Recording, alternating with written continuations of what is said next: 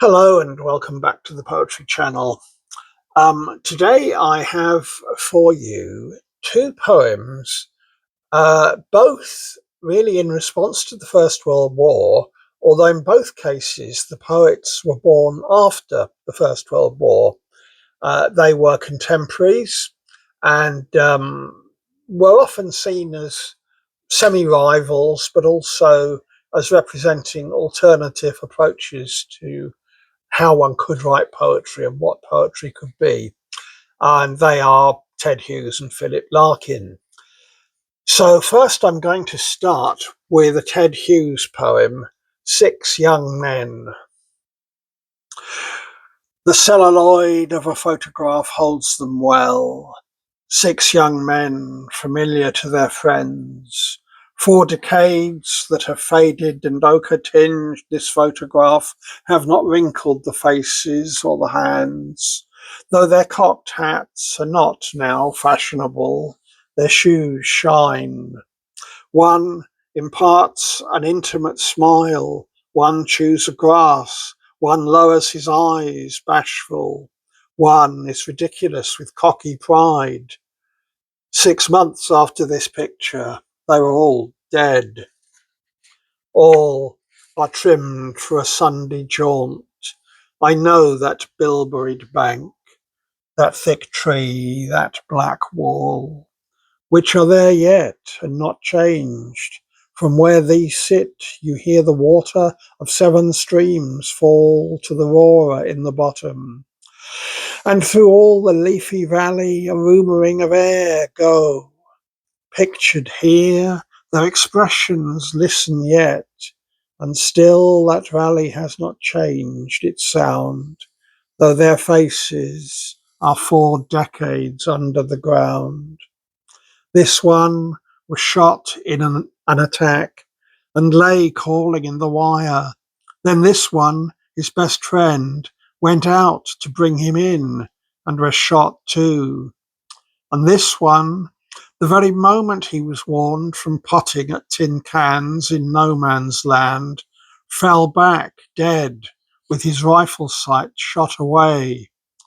The rest, nobody knows what they came to, but come to the worst they must have done, and held it closer than their hope. All were killed. Here, see a man's photograph, the locket of a smile turned overnight into the hospital of his mangled last agony and hours. See bundled in it his mightier than a man dead bulk and weight. And on this one place which keeps him alive in his Sunday best, see fall war's worst. Thinkable flash and rending onto his smile, 40 years rotting into soil.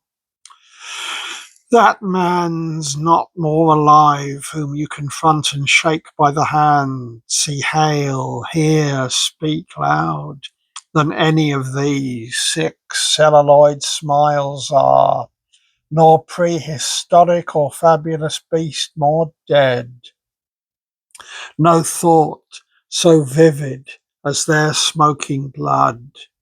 To regard this photograph might well dement such contradictory permanent horrors here smile from the single exposure and shoulder out one's own body from its instant and heat. And the next poem I'm going to read for you is by Philip Larkin, and it is very different in tone, but is also a very powerful poem. It's called 1914, but in his collections, the title of this poem is shown in Roman numerals, which I think conveys the sense of what one might see on a gravestone from the past. So 1914. Those long, uneven lines, standing as patiently as if they were stretched outside the Oval or Villa Park, the crowns of hats, the sun on moustached archaic faces, grinning as if it were all an August bank holiday lark, and the shut shops, the bleached established names on the sunblinds, the farthings and sovereigns, and dark-clothed children at play called after kings and queens, the tin advertisements for cocoa and twist, and the pubs wide open all day, and the countryside not caring, the place names all hazed over with flowering grasses, and fields shadowing doomsday lines under wheat's restless silence, the differently dressed servants with tiny rooms in huge houses, the dust behind limousines. Never such innocence, never before or since, has changed itself to past without a word. The men leaving the gardens tidy, the thousands of marriages lasting a little while longer. Never such innocence again.